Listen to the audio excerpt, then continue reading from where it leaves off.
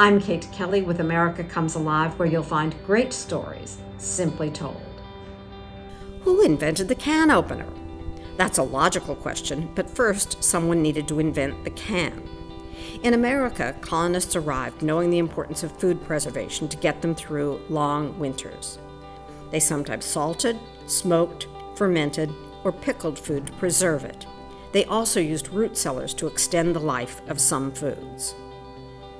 But at that time, no one had a reliable way to process food so that it could be kept safe while traveling with it.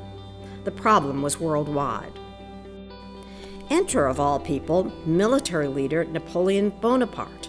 He did not invent the can, but he inspired it. In the late 1700s, Bonaparte saw the challenge of getting fresh food to feed his soldiers.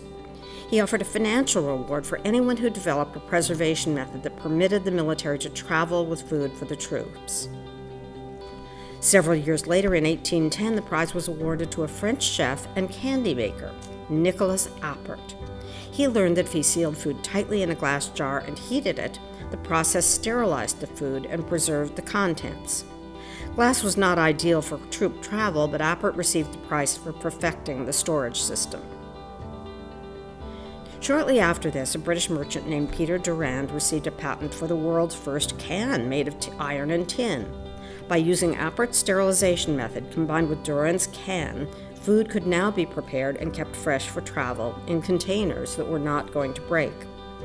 Only one issue hadn't been solved: how to open the can. The first efforts at can opening involved a hammer and sharp tool. The early cans were made of thick metal, so a good deal of work went into opening each can. By the 1850s, cans were being made of a thinner steel. This boosted opportunity for inventors. The first patent for a can opener was assigned to Ezra Warren of Connecticut in 1858, a full 48 years after the first cans were made. Warren's opener featured a pointed blade and a guard to keep the blade from going too far into the can. It was called the bayonet and sickle and was vital to soldiers during the Civil War. In 1866, J. Osterhout created a kind of unwinding can opener that is still used on some sardine cans. By 1870, William Lyman of Connecticut came up with the design that is the basis for the rotary can opener, the forerunner of what we use today.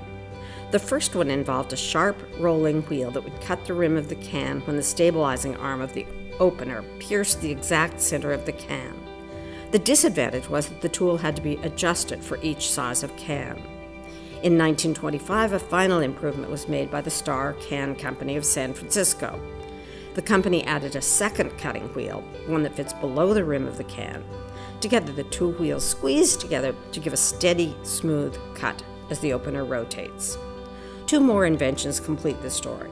The electric can opener was first sold in 1931, and the pop-top cans were introduced in 1959. I'm Kate Kelly with America Comes Alive.